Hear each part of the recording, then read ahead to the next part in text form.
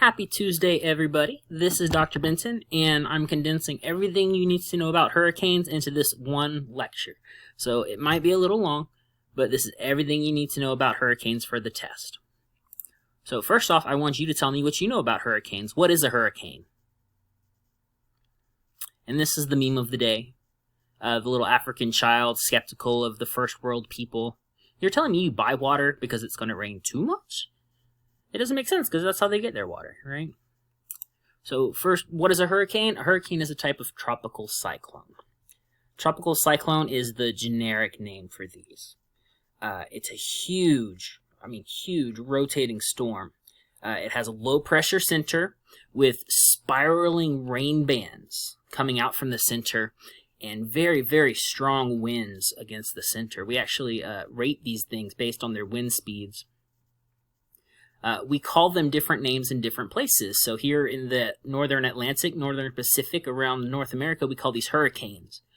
But in the southern hemisphere, they call these cyclones. So cyclones might hit Africa, cyclones might hit South America, cyclones hit Australia. And then up here in the northern Pacific, they call them typhoons. So typhoons tend to hit Southeast Asia. And typhoons tend to be a little more... I don't know if it's severe, but they definitely cause more loss of life than hurricanes do here. Hurricanes cause more property damage because American property is more expensive. But typhoons are very powerful as well. But they're all the same thing. They're all tropical cyclones. That's what this storm is, a tropical cyclone. And just to give you a scale of how huge these are the largest tropical cyclones on record, don't get me wrong. But huge, bigger than the United States. Hurricane Sandy here, about 1,000 miles across. To put that in perspective, Georgia is only about 350 miles top to bottom. So huge, many states worth of storm. And that's what these are. They're the biggest, greatest, most powerful thunderstorms on Earth. What causes them is warm ocean water. Tropical cyclones are powered by the evaporation of warm ocean water.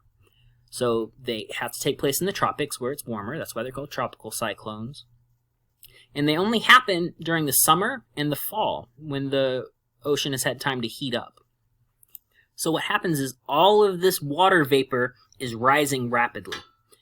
Because it's warm, we have a ton of evaporation, and it rises so rapidly that it creates a low pressure area right here. Well, that just draws in more air to this warm water where it heats up with humidity and then it rises, which draws more into the wind into this area, which then heats up and rises. And so much of it is rising all at once, and it can rise very high into the atmosphere, bringing this heat with it. By the time it reaches near the top of the troposphere, it actually begins to spread out. As it spreads out, it condenses. It makes these rain clouds, these thunderstorm clouds that we're familiar with. And as the storm gets bigger and bigger, it becomes so massive that the wind starts to be affected by the Coriolis effect. And that's what gives it its rotation around the eye, around this center of low pressure evaporation. Hurricanes can only form over the warm ocean, and they can only survive over the warm ocean. Once they hit the land, they start weakening rapidly. So maybe only like a day or two. And they almost immediately start going down in their wind speed. Same thing if they try to go north into the colder North Atlantic Ocean, they start to die down almost immediately, and that's because they're powered by this evaporation. But that being said, once this evaporation starts, it's like a positive feedback loop. It's like a vicious cycle. The more it evaporates, the more low pressure it generates, so the more it can evaporate. And so it's just on and on. It grows, it feeds itself on the ocean, and the longer it stays out over the ocean, the stronger it's gonna be. So hurricanes tend to start out here around Africa. They make their way westward with the easterly trade winds. Once they hit around here, we have a change in latitude that pushes them north a little bit. We have the Coriolis effect that pushes them north a little bit. But what we really have is that Gulf Stream that's going north. It's going from the Gulf up along the coast to Europe, up along the coast to the United Kingdom. What I have here is, in September, the most likely path that hurricanes are going to follow. They head east and then they curve north, sharp north. What we have down here, this is a composite map of all the different hurricanes that have passed through over a couple of years. I don't remember which years. But you can see that they all kind of follow the same pattern, over and up. And here, more specifically, you can see the coast of the United States. And what it's telling you here is how many years pass before getting hit by another hurricane. So here over Savannah, there's a 10. So about every 10 years it gets hit by a hurricane. Some places, like down here around Jacksonville, every 13 years it gets hit by a hurricane. Some places, though, like down here around Miami, only about every 6 years. So hurricanes come much more often to the southern tip of Florida. They come much more often up here to North Carolina. And the reason is because of this northward curve. When it curves northwards, the coast of Georgia is actually kind of sunken back from the ocean. It's further west than the rest of it is. So we actually tend to escape hurricanes pretty well here in Georgia. And of course, Marietta is so far inland, we don't have to worry about getting hit by the breadth of the hurricane. We'll still get thunderstorms, but not nearly the severe rain and storm surges that are so devastating along the coast. But these are the paths that hurricanes tend to take through the Atlantic Ocean. And so, tropical cyclone. This is the anatomy of it. These are the parts of it. We have an eye in the center, and surrounding the eye is the eye wall. That eye wall is where we find the strongest winds of the entire storm. This is the middle of the low pressure center. It creates a vortex as it rises. Just like we saw with tornadoes, we have a rising warm air vortex and then cold air sinking into the very middle. So this cold air sinking actually creates clear, calm weather right inside the eye. So the eye tends to be calm. If you've ever heard of the phrase eye of the storm, it's referring to a calm period in the middle of the most severe part. But once you enter the eye, you're going to leave the eye and see the most severe part again. So surrounding the eye wall, you have these spiral rain bands. And they are what kind of travels around. You can see here they kind of stream out from the eye. They're given off by the eye. So this is what all tropical cyclones kind of look like. It's kind of like a vortex, but we're not talking about a few feet here. We're talking about miles wide. Hurricanes tend to start out as what's called a tropical wave, and that's where they can see this slight low pressure system off the coast of Africa. Sometimes they call it tropical disturbance. Usually a disturbance is a little more storm-like than the wave. And as it gets bigger, as the pressure continues to drop, it starts to create that circular motion. The pressure continues to drop because of the increasing evaporation. Once it starts to form this circular motion, once it starts to be affected by the Coriolis effect, that's when we call it a tropical depression. Once it hits about 40 miles per hour, though, we start to see the eye. And this is when we call it a tropical storm, and this is when we name it. We give these things names to help us identify and track them. As the tropical storm continues to gain power, and remember, all it has to do is sit out over the ocean to continue to gain power, it'll eventually become a hurricane once it reaches 74 miles per hour. And then hurricanes come in different categories depending on the how high the wind speeds actually get. And this whole process takes a week or two. So this is not something that comes on fast. This is something that we can actually track and measure as it moves across the Atlantic Ocean. And that's not something our ancestors had access to. Weather satellites like this have only really existed since the 1960s. So we're able to predict where these things are going, but they used to not be able to. So like I said, we start out with a tropical depression, where it's kind of got this circular motion going on. By about 40 miles per hour, it develops an eye, and that's when we call it a tropical storm, and that's also when we give it a name. And then by the time that we get up to over 74 miles per hour, we have a hurricane. And here we have a very well-defined eye. And you can see the storm getting bigger, more massive, more damaging over time. Once we have a hurricane, we divide it into categories. And kind of like tornadoes, this is based on property damage. I mean, that's why it was created. It was created by an insurance adjuster after Hurricane Camille in 1969. because there was so much damage that the insurance companies wanted a way to kind of predict how much damage there should be from the different hurricanes. And so they said, well, within these categories, these are the damages we see, and these are the wind speeds associated with this amount of damage.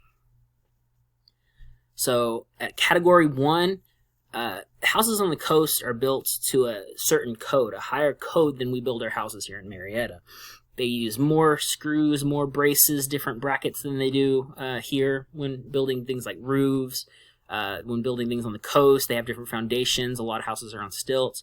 And so the houses are really made to withstand these low-level hurricanes. But the high-level hurricanes, there is no way to prevent that kind of damage. To compare this Saffir-Simpson hurricane wind scale to the enhanced Fujita scale, these Category 1 winds barely make an F1 tornado. F1 tornadoes don't even appear until about 85 miles per hour. And by the time we reach here, about 157 miles per hour, that's only an EF3 tornado.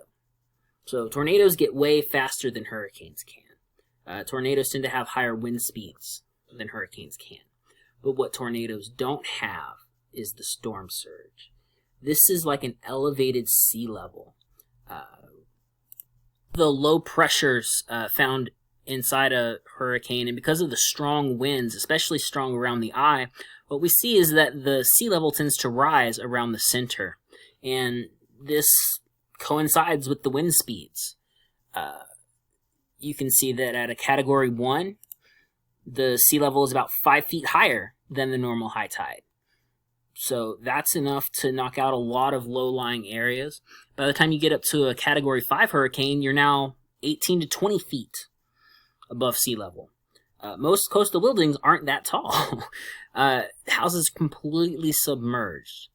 And like we talked about flooding last week, this is the #1 cause of fatalities during a hurricane. The wind damage is more widespread, and so wind causes more property damage along more places, but the storm surge will kill people where it hits. And here are some examples of coastline before a hurricane and then after a hurricane. You can see that the buildings have just been washed away. It's not like they got blown away. They physically got washed away by the ocean. And we also see erosion on the coastline. We see erosion killed a lot of these trees. It's saltwater. Trees can't live in salt water. They die. Here we can see a nice beach before a hurricane hit, and then that same location after the hurricane hit.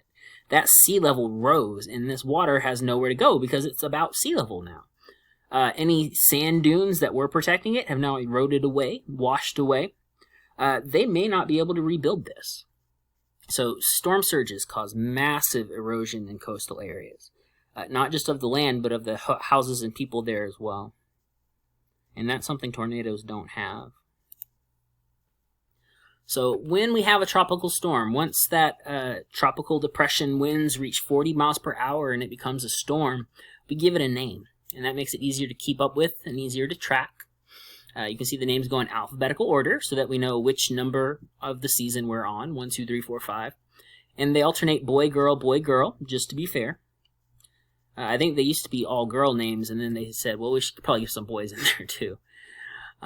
They do it 6 years in advance, and then every 6 years they start repeating the names unless a hurricane was severe enough to have its name retired. So like Hurricane Katrina, that caused so much destruction that people are going to be talking about Katrina for probably centuries. So there are no more Hurricane Katrinas. But these other hurricane names do get reused. If you don't see your name on this list, you can also check here on Wikipedia the list of retired hurricanes that were significant enough to have their names retired. So what's the difference between a hurricane watch and a hurricane warning? We said that with weather watches, that just means that the conditions are likely for a storm to develop, not that it actually has developed. Once it develops, we call it a warning. So if there might be a tornado, we call it a tornado watch, and then when there's a tornado, we call it a tornado warning. Tropical storms and hurricanes are a little bit different because we can track these. A watch, by the time we have a watch, that means, yeah, it not only exists, but it's on our way. It could hit us in as little as 48 hours. And that's still long enough away that it may or may not, change directions, hit a different location that's not us. It could grow between now and then. It could weaken between now and then. So this is when we start to get prepared, is when we think it might head our way. By the time there's a warning, it's only 36 hours away, so we have a much better idea of where it's going to end up. There's the cone of probability you might have heard about. It's a little narrower now. We know almost exactly where it's going to hit, and so those are the areas we know need to be evacuated right now. So, hurricane exists. It's possible that it'll be here in 48 hours. Here, it also exists, but this time we know it's going to hit us in the next 36 hours. The safest way to prepare for a hurricane is to simply evacuate. Leave town. Get out of there. As you can see in this picture, they've opened up all lanes on this interstate to outgoing traffic. 7 lanes going away from the coast, and then these 7 lanes that would otherwise be going towards the coast, they said, no, everybody needs to get out, so they opened these to away traffic as well. And that's what a lot of coastal cities do to plan for hurricanes, because so many people will get trapped on the roads, stuck in this traffic, and not be able to escape in time. They wait until the last minute to leave. They don't want to leave unless it's going to be bad, unless they're sure it's going to hit them, and by the time they feel satisfied of that, it's too late. So if you're going to evacuate, make sure you do it early. Make sure you get out of town the second they announce the voluntary evacuations. And that's, of course, if you're living in a coastal area that requires the evacuations. Your local authorities, like mayor, police, they'll tell you when it's time to evacuate.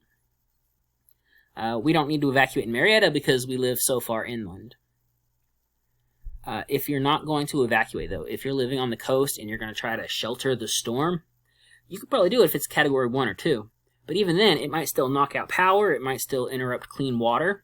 If it breaks the water pipe, or if that storm surge gets into the water supply, that water's polluted. You can't drink it anymore.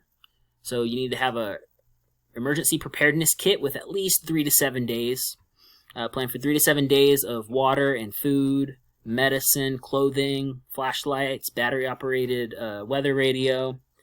This is the website from the Department of Homeland Security, ready.gov, and this specific link is about hurricane preparedness, but really every natural disaster. If you want to know the best way to prepare for it, this is the place to go. So while Marietta may not need to evacuate, we still might get hit by the thunderstorms left over from a hurricane as it comes this way. And hurricanes, by the way, are only getting worse, and that's because of global warming. The air temperatures are rising. What we're seeing, though, is that 90% of that heat energy is actually ending up in the oceans. The ocean temperature is increasing way faster than we predicted. It's the warm ocean that powers hurricanes, though. That ocean heat is what creates hurricanes and makes them stronger. And that's what we've seen in the last 20, 30 years. This isn't the most recent data, but I promise it's still going up. There are way more severe, major category hurricanes now than there were 10, 20, 30 years ago. Same thing in just the number of named storms.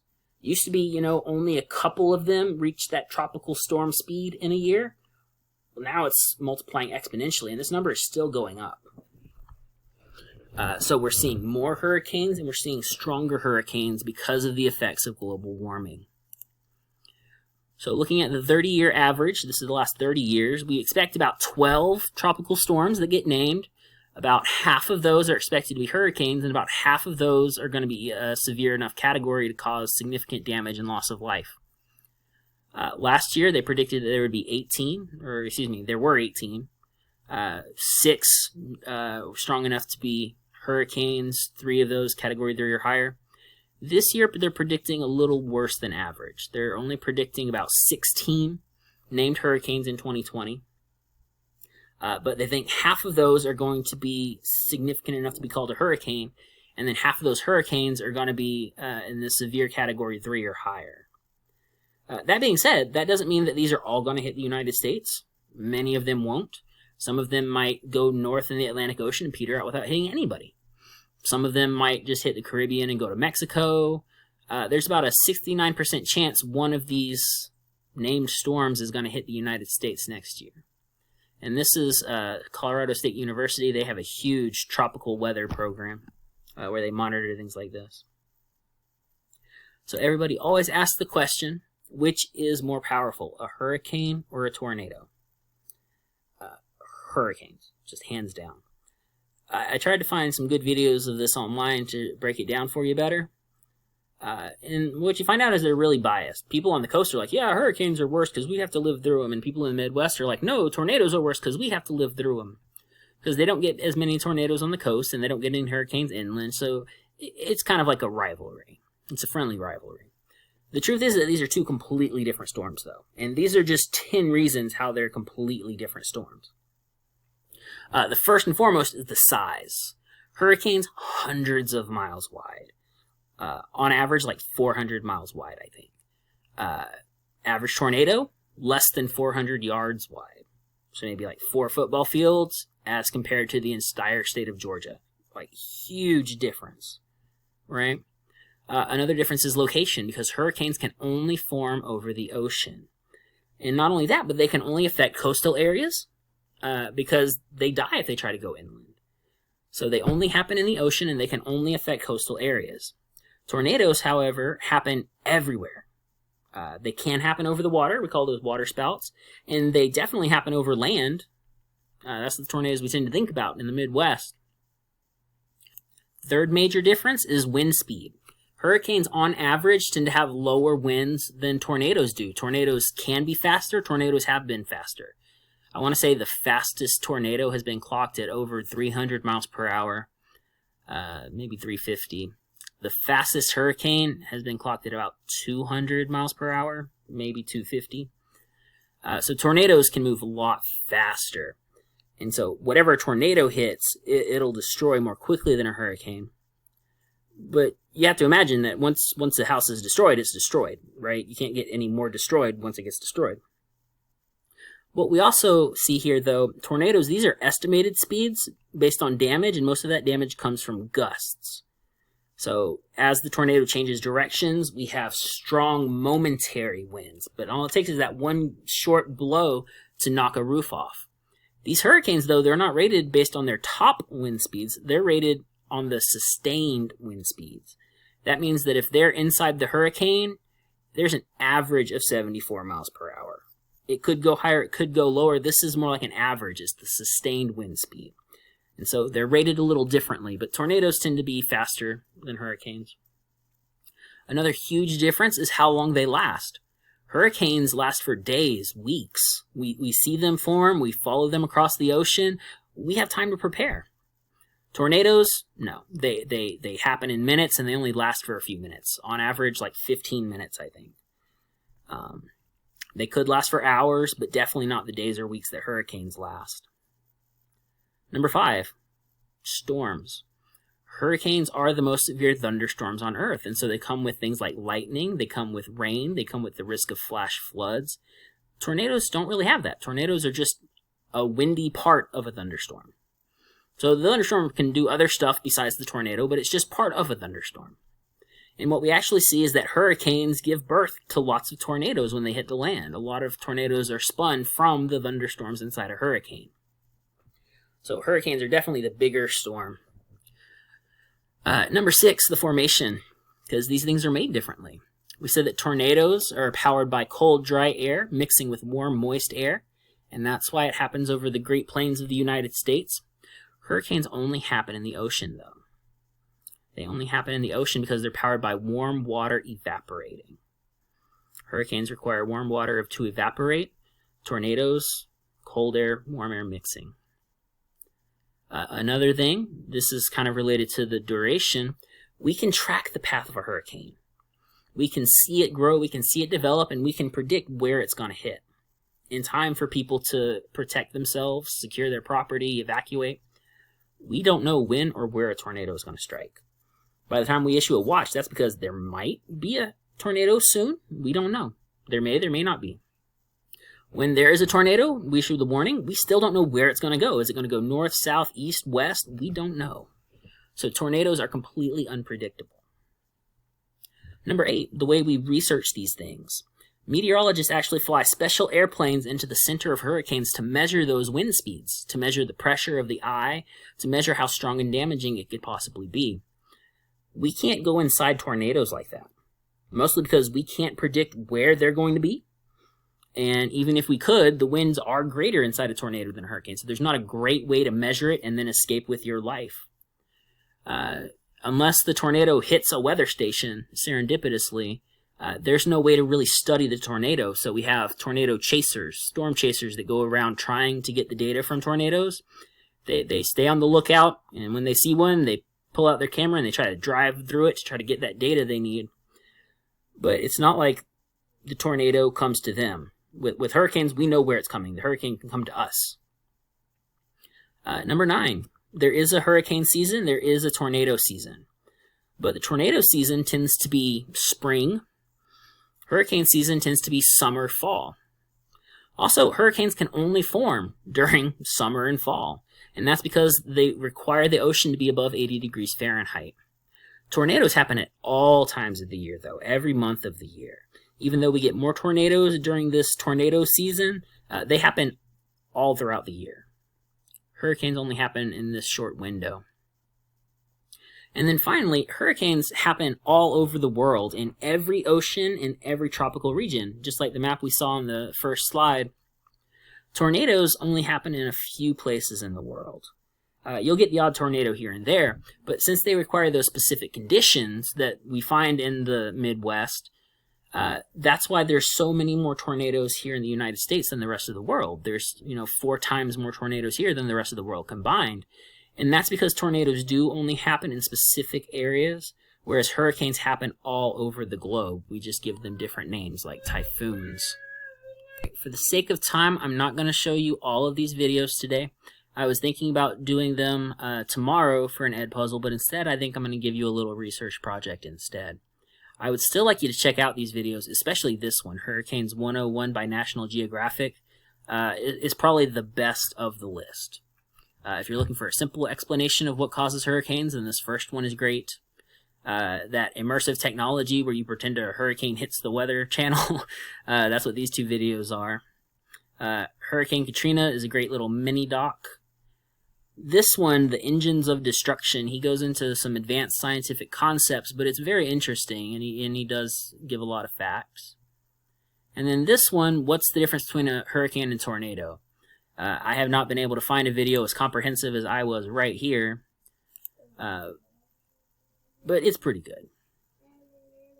So now we've learned all about hurricanes, and I want you to tell me what causes hurricanes. And to leave you with an inspirational quote, I couldn't find the specific one I had in mind, but these were all close. Essentially, when the wind blows, the grass bends, but the mighty oak tree stands tall and firm. And the oak tree laughs at the grass, "You're so weak, you bend every time there's a breeze, instead of standing tall and strong." But then the hurricane comes. It does what it always does, it bends to the hurricane winds, but the mighty oak tree tries to stand firm. It stays tall, and it ends up breaking and getting knocked over by the strong wind. It cannot survive the hurricane. And this is about being flexible in life. You can't always control the things that are going on around you and happening to you, but the easier you make it to remain flexible, the easier you're able to adapt and adjust, the better your life is going to be. And so I tried to find out, is this quote from, China, Japan, Africa? I've heard all kinds of places. I don't know where it comes from. But try to stay flexible. Don't be rigid. Don't be firm in your beliefs. Give yourself a little leeway. Give yourself room to adjust. Thank you for joining me today. Please email me if you have any questions. Thank you.